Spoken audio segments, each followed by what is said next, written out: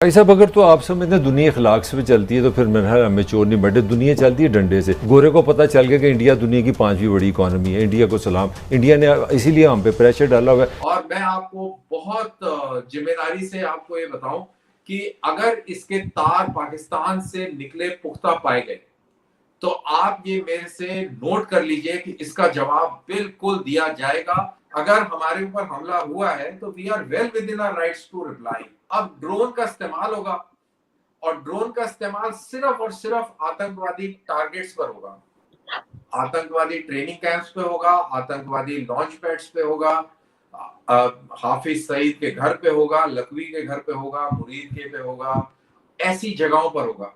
तो उसको आप डिफेंड भी नहीं कर पाएंगे क्योंकि ये सब यूनाइटेड नेशंस की ब्लैकलिस्ट में है।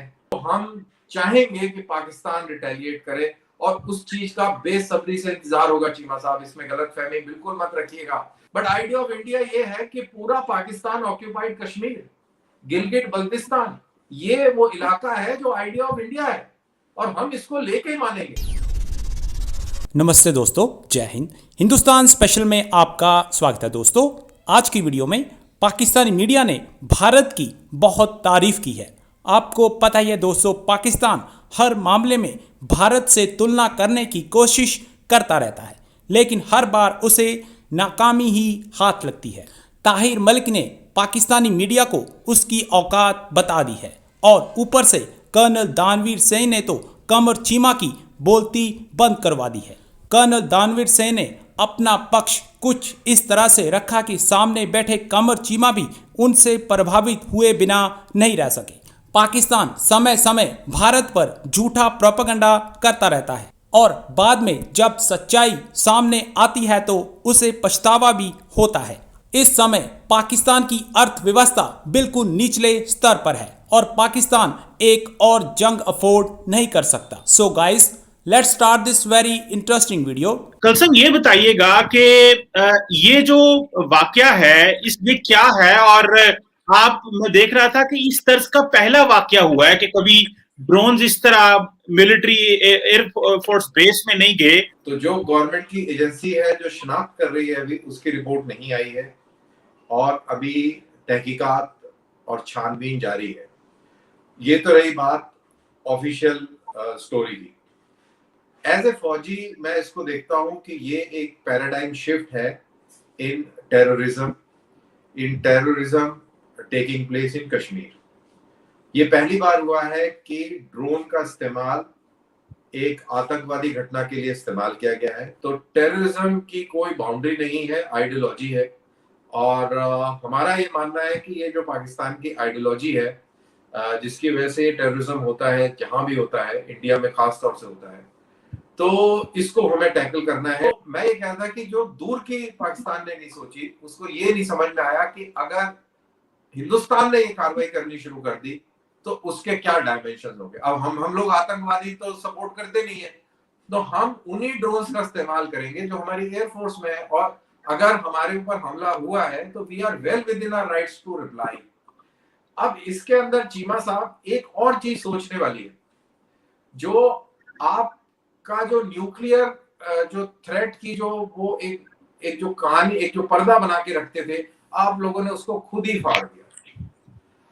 अब ड्रोन का इस्तेमाल होगा और ड्रोन का इस्तेमाल सिर्फ और सिर्फ आतंकवादी टारगेट्स पर होगा, आतंकवादी ट्रेनिंग कैंप्स पे होगा, आतंकवादी लॉन्च पैड्स पे होगा, हाफिज सईद के घर पे होगा, लखवी के घर पे होगा, मुरीद के पे होगा, ऐसी जगहों पर होगा।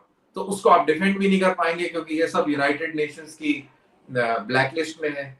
तो हम तो टेररिस्ट को के पीछे जाएंगे और आप उसके उसके उसके एवज में आप न्यूक्लियर धमकी जो देते थे वो भी नहीं दे पाएंगे। तो मेरा कहने का मतलब ये है कि ये बहुत सोच समझ के काम करना चाहिए था, लेकिन अब ये काम हो गया है और एनआईए की रिपोर्ट आनी है। अभी देखते हैं कि क्या रिपोर्ट आती है। लेकिन जो खबर जो मिल रही है सोर्सेस के हिसाब से, वो ये कहते हैं कि ये ड्रोन्स पाकिस्तान से उड़ के आए। चाहे तो वो ड्रोन इस्तेमाल कर सकते हैं, चाहे तो वो अपने आप पे सुसाइड बेल्ट लगा के अपने आप को फाड़ सकते हैं, या गाड़ी में बम धमाका करा सकते हैं और पुलवामा कर सकते हैं।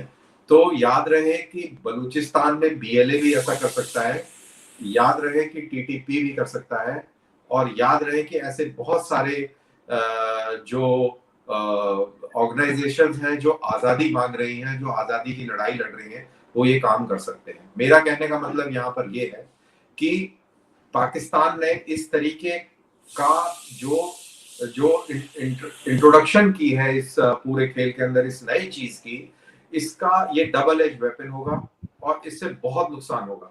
कश्मीर का स्टेटस ही पॉलिटिकल और लीगल, डिप्लोमेटिक, हर लिहाज से उसका स्टेटस ही डिफरेंट है। पाकिस्तान क्यों करके ये कहेगा? मैं समझता हूँ चीमा साहब आपकी तरफ से, अब आपकी तरफ से बोल रहा हूँ, चीमा साहब समझते हैं, पाकिस्तान समझता है कि उसका स्टेटस अलग है। तो क्या पाकिस्तान ये समझता है कि स्टेटस अलग है तो वो दहशतगर्दी फैलाएगा? कल ही एक पाकिस्तानी आतंकवादी और एक कश्मीरी लश्कर तौयबा का एक आतंकवादी कल ही मारा गया है। तो हम अपने आइडिया ऑफ इंडिया को डिफेंड करेंगे चाहे कुछ भी हो जाए, और डिफेंड भी नहीं करेंगे, डिफेंड ही करेंगे, और उसके अलावा जो दुश्मन आइडियोलॉजी है उसको हम तबाह भी करेंगे।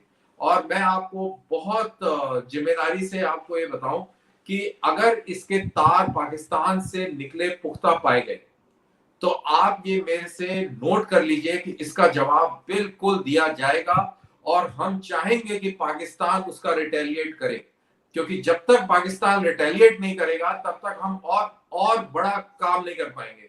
तो हमें अगर बड़ा काम करना है और आइडियोलॉजी को टारगेट करना है तो हम चाहेंगे कि पाकिस्तान रिटेलिएट करे, और उस चीज का बेसब्री से इंतजार होगा। चीमा साहब, इसमें गलतफहमी बिल्कुल मत रखिएगा। ऐसा नहीं हो सकता कि आप फोक टंग से बात करें, एक तरफ आप आतंकवाद को सपोर्ट करें, उनकी फंडिंग करें, उनको हथियार गोला बारूद दें, और दूसरी तरफ से आप बोले कि हम पॉलिटिकल सपोर्ट देते हैं, डिप्लोमेटिक देते हैं। आमने सामने बैठकर बात करें।